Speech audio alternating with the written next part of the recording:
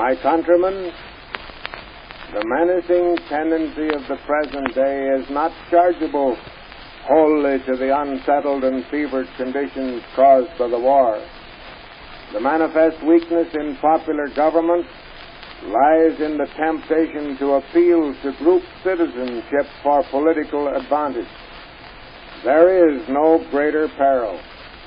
The Constitution contemplates no class and recognizes no group. It broadly includes all the people, with specific recognition for none.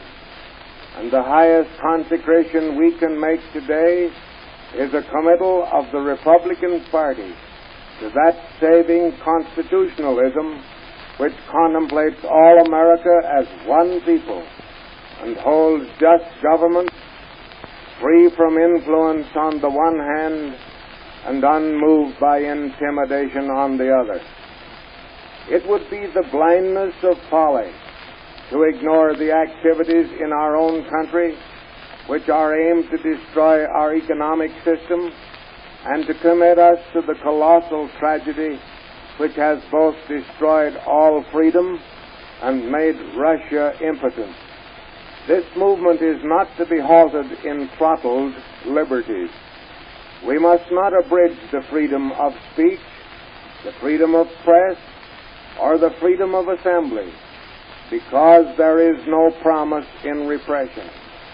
These liberties are as sacred as the freedom of religious belief, as inviolable as the rights of life and the pursuit of happiness.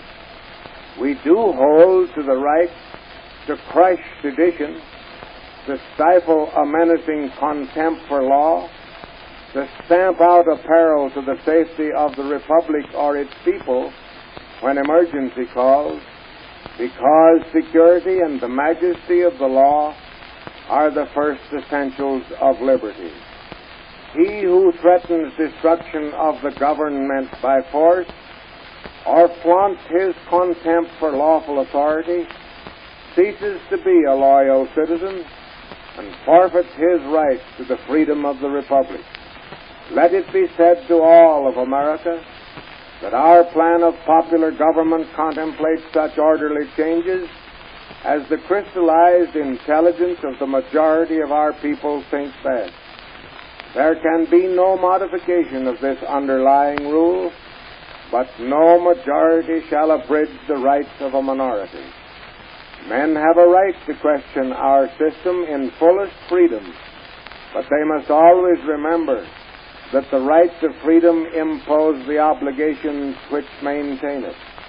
Our policy is not of repression, but we make appeal today to American intelligence and patriotism when the Republic is menaced from within, just as we trusted American patriotism when our rights were threatened from without.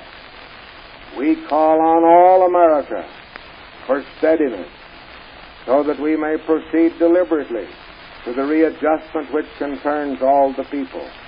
Our party platform fairly expresses the conscience of Republicans on industrial relations.